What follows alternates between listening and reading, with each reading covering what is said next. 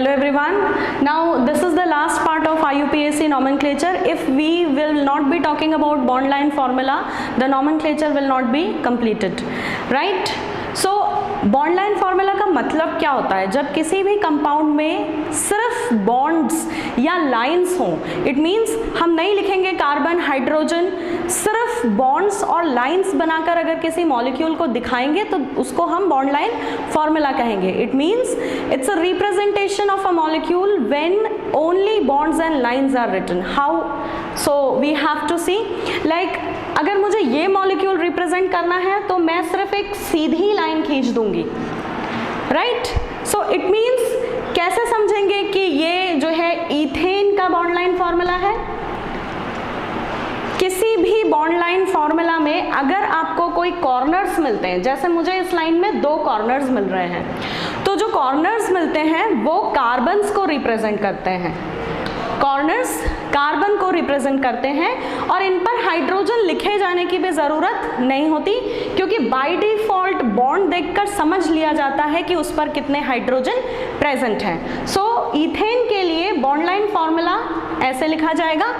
अगर हम प्रोपेन की बात करें तो आपको दिख रहा होगा यहाँ पर 3 कार्बन एक स्ट्रेट चेन में जुड़े हुए हैं. तो इसके लिए हम बॉन्ड लाइन कैसे लिखेंगे? अगर मैंने एक स्ट्रेट लाइन खींची तो अभी मैंने आपको बताया कि स्ट्रेट लाइन में 2 कोने होते हैं, मतलब 2 कार्बन. तो यहाँ हम सिर्फ 2 कार्बन बना पा रहे हैं. तो इसको अगर मैं ऐसे घुमा दूं या इसी मॉलिक्यूल को अगर मैं ऐसे बना दूं, सीधा या उल्टा जैसे भी, तो हमें समझ आ रहा है कि हमें 2 कॉर्नर्स मिले और इन 2 लाइंस का एक जॉइंट मिला. राइट? सो जितने भी कॉर्नर्स या जितने भी ऐसे जॉइंट्स हमें मिलेंगे वो सब कार्बन होंगे. ठीक है? तो यहाँ पर हमें इस हिसाब से 3 कार्बन मिले और हमारे मॉलिक्यूल में 3 ही कार्बन थे. सो बेसिकली दिस मॉलिक्यूल और this representation is the bond line formula for the propane. और मैंने आपको पहले ही बताया जैसे कि हाइड्रोजन लिखने की ज़रूरत नहीं है. बाय डिफ़ॉल्ट बॉन्ड देखकर नंबर ऑफ हाइड्रोजन समझ लिए जाते हैं. अब हम बात करते हैं अगर हमारे मॉलिक्यूल में मल्टीपल बॉन्ड आ जाए, जैसे डबल बॉन्ड आ गया इस मॉलिक्यूल में, तो सेम चीज़ है.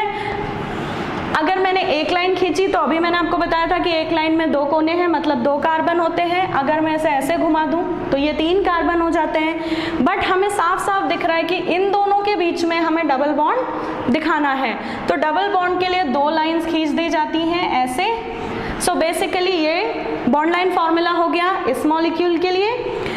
आई होप आपको समझ आ गया होगा. अब अगर हम इस मॉलिक्यूल की बात करें, इसमें हमें 4 कार्बन्स दिखाई दे रहे हैं सीधी लाइन में. तो हम इस लाइन को जब यहाँ तक खींच रहे थे तो हमें 2 कॉर्नर और एक जॉइंट मिल रहा था. अब हम इसी लाइन को ऐसे घुमा देंगे तो हमें क्या मिले? 2 कॉर्नर्स मिले और 2 जॉइंट्स मिले. तो मैंने अभी आपको बताया था कॉर्नर्स और जॉइंट्स ये किसे रिप्रेजेंट करते हैं? कार्बन को रिप्रेजेंट करते हैं. तो हमें 2 कॉर्नर मीन्स 2 कार्बन और 2 जॉइंट फिर से 2 कार्बन, तो मिल गए हमें 4 कार्बन इस मॉलिक्यूल के लिए. और जैसे कि हमें दिख रहा है कि सेकंड और थर्ड कार्बन के बीच में डबल बॉन्ड है, तो इधर से सेकंड या इधर से सेकंड कहीं से भी ले लें, यहाँ पर डबल बॉन्ड आएगा. तो इस मॉलिक्यूल के लिए बॉन्ड लाइन फॉर्मूला ये है. आइए अब इस मॉलिक्यूल की बात करते हैं. अभी तक हमने बात करी जब एक सिंगल बॉन्ड था, जब एक मल्टीपल बॉन्ड आ गया, यहाँ डबल की जगह आप ट्रिपल बॉन्ड भी ले सकते हैं, तो यहाँ 3 लाइन खींच देंगे, सिर्फ इतना ही अंतर आएगा. अगर प्रीफिक्स आ जाता है मॉलिक्यूल में कि एक स्ट्रेट चेन है जिसमें 2 कार्बन है जो नहीं आ रहे, तो हम क्या करेंगे? हमें बिल्कुल कोई परेशान होने की ज़रूरत नहीं, ये भी बहुत आसान है. जैसे कि मैंने आपको ये मॉलिक्यूल बताया जिसमें 3 कार्बन थे, वैसे ही ये मॉलिक्यूल बनाएंगे. 3 कार्बन हो गए, 2 कॉर्नर्स एक जॉइंट. अब इस बीच वाले कार्बन पे, सेंट्रल कार्बन पे क्या प्रेजेंट है? 2 बार मिथाइल ग्रुप प्रेजेंट है. तो बस इस पे 2 बार ऐसे लाइन खींच देंगे, क्योंकि मैंने आपको बोला कि एक कॉर्नर एक कार्बन को रिप्रेजेंट करता है. तो ये एक कार्बन को रिप्रेजेंट कर रहा है और हाइड्रोजन बाय डिफॉल्ट मान लिए जाते हैं, उन्हें लिखकर बताने की ज़रूरत नहीं होती. तो मुझे लगता है आपको ये चीज़ समझ आ गई होगी. अगले मॉलिक्यूल के बारे में अगर हम बात करते हैं, यहाँ पर एक नया चेंज किया है मैंने, एक फंक्शनल ग्रुप इंट्रोड्यूस किया है.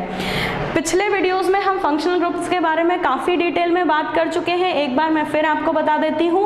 अगर कहीं पर भी कार्बन हाइड्रोजन और सिंगल बॉन्ड के अलावा कुछ है, कार्बन, हाइड्रोजन और सिंगल बॉन्ड के अलावा कुछ भी प्रेजेंट है, जैसे double bond, triple bond, OH, CHO, कोई भी चीज, तो वो फंक्शनल ग्रुप मानी जाती है। ठीक है, तो यहाँ पर फिर से हमारे पास 3 कार्बन है, 3 कार्बन के लिए मैं आपको ऐसा रिप्रेजेंटेशन बता चुकी हूँ, है ना। तो यहाँ पे ये स्ट्रक्चर हमें 3 कार्बन्स दिखा रहा है। अब इस पर मुझे OH दिखाना है, तो OH तो हमें लिखकर ही दिखाना पड़ेगा। तो हम एक लाइन नीचे की तरफ या ऊपर की तरफ, जहाँ भी आप चाहें ऐसे बनाकर OH लिख सकते हैं। तो ये मॉलिक्यूल या ये रिप्रेजेंटेशन इस मॉलिक्यूल के लिए है, या फिर एक और तरीका है इसको रिप्रेजेंट करने के लिए, आप सीधे 3 मॉलिक्यूल्स ऑफ कार्बन दिखाएं, चौथी लाइन बनाएं पर यहाँ OH लिख दें। अगर आपने OH नहीं लिखा तो इसको कार्बन मान लिया जाएगा, तो फिर इस मॉलिक्यूल में 1, 2, 3 के बजाय 4 कार्बन हो जाएंगे। आई होप आपको समझ आया होगा। Thank you so much everyone for